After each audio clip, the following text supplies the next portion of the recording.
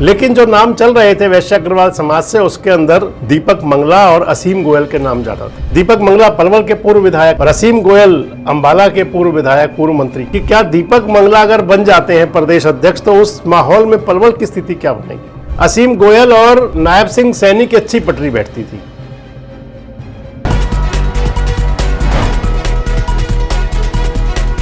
दोस्तों नमस्कार, मैं संजय मग्गू और मौजूद हैं देश रोजाना के डिजिटल मीडिया मंच पर। एक बार फिर जुड़ रहा हूं आपसे भारतीय जनता पार्टी की हरियाणा की एक खबर को लेकर के। हरियाणा बीजेपी को नया प्रदेश अध्यक्ष मिला है, अर्चना गुप्ता। लेकिन इसके साथ ही जो पॉलिटिकल गॉसिप है वो कुछ अलग है, क्योंकि कई नाम चल रहे थे। हालांकि ये लग रहा था कि भारतीय जनता पार्टी किसी वैश्य अग्रवाल नेता को प्रदेश अध्यक्ष बना सकती है, लेकिन अब जब नियुक्ति हो गई तो उस पर वैश्य अग्रवाल नेता तो बना, लेकिन जिन नामों की ज्यादा चर्चा थी वो नाम पीछे हट गए।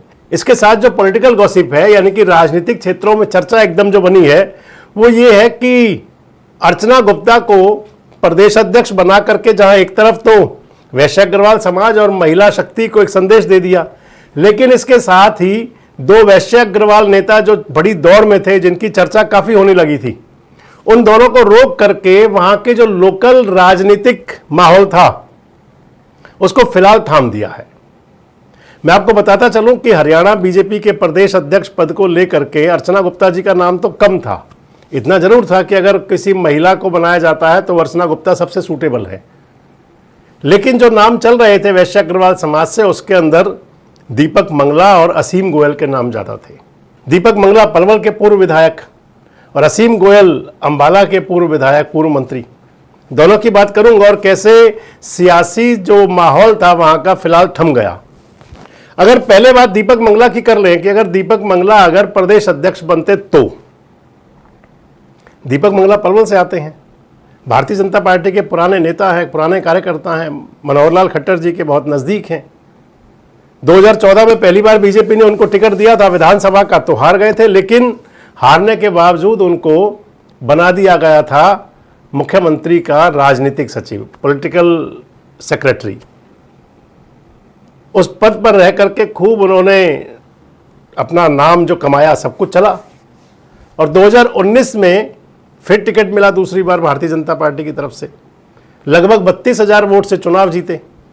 लेकिन 2024 आते आते उन पर ऐसी शनि की साढ़े साती लागी कि टिकट कट गया। दीपक मंगला जी को विधानसभा का टिकट नहीं मिला, टिकट ले आए गौरव गौतम। गौरव गौतम चुनाव जीते और उन्होंने दीपक मंगला वाला रिकॉर्ड भी तोड़ा। दीपक मंगला ने लगभग करण सिंह दलाल को 32,000 से हराया था, तो गौरव गौतम 34,000 क्रॉस कर गए। हरियाणा सरकार के वजीर भी बन गए गौरव गौतम। और इधर चर्चाएं तेज थी कि क्या दीपक मंगला अगर बन जाते हैं प्रदेश अध्यक्ष तो उस माहौल में पलवल की स्थिति क्या बनेगी? प्रदेश अध्यक्ष बनने का मतलब होता है कि सत्ता के दो केंद्र बन जाना।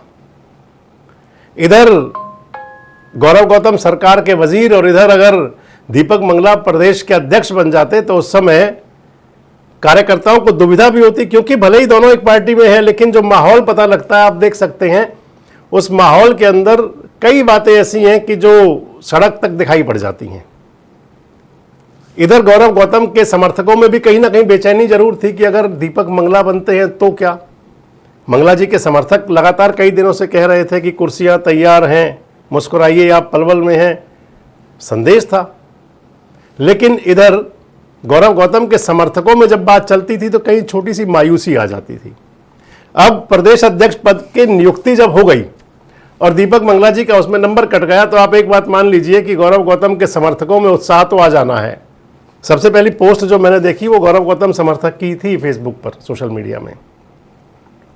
इधर दूसरा अगर बात कर लें तो फिर असीम गोयल, क्योंकि जहां बात चल रही थी कि मनोहर लाल जी अगर पैरवी दीपक मंगला की कर रहे हैं तो नायब सिंह सैनी असीम गोयल की पैरवी कर रहे थे। हालांकि असीम गोयल मनोहर लाल जी के भी नजदीक रहे हैं। असीम गोयल अंबाला से आते हैं। नायब सिंह सैनी जब राज्य मंत्री बने थे पार्ट 1 की सरकार में, 2014 वाली सरकार में, उस समय असीम गोयल जिलाध्यक्ष हुआ करते थे, विधायक थे वो भी। असीम गोयल और नायब सिंह सैनी की अच्छी पटरी बैठती थी। लेकिन इधर अनिल विज साहब जो अंबाला कैंट से विधायक है, आजकल सूबे की सरकार के वजीर हैं, एक दौर था कि अनिल विज की ना नायब सिंह सैनी से पटरी बैठती थी और ना ही असीम गोयल से। हालांकि नायब सिंह सैनी साहब के तो पहले मंत्रिमंडल में शामिल भी नहीं हुए, कई बार अपने दिल के गुबार निकालते भी रहे अनिल विज। लेकिन अगर इधर कहीं असीम गोयल बन जाते प्रदेश अध्यक्ष, तो उस समय आप मान लीजिए कि अनिल विज साहब के लिए भी एक जरूर कहीं ना कहीं चुनौती तो खड़ी हो जाती कि उन्हीं के क्षेत्र के पास में प्रदेश अध्यक्ष भी हैं। अब इधर असीम गोयल जी का भी नंबर नहीं लगा।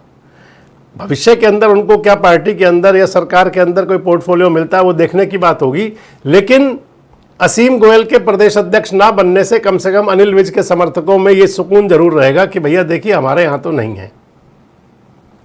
मसलन अगर कह सकते हैं कि अर्चना गुप्ता को बना करके जहां दो निशाने तो साधे, मैंने आपको पिछले वीडियो में कहा था, लेकिन दो विधानसभा क्षेत्रों के अंदर, दो जिलों के अंदर सत्ता के दो केंद्र बनने से भी रुक गया। इधर अर्चना गुप्ता जी की अगर बात कर लें तो उनके किसी से पॉलिटिकल क्राइसिस सामने नहीं आएंगे।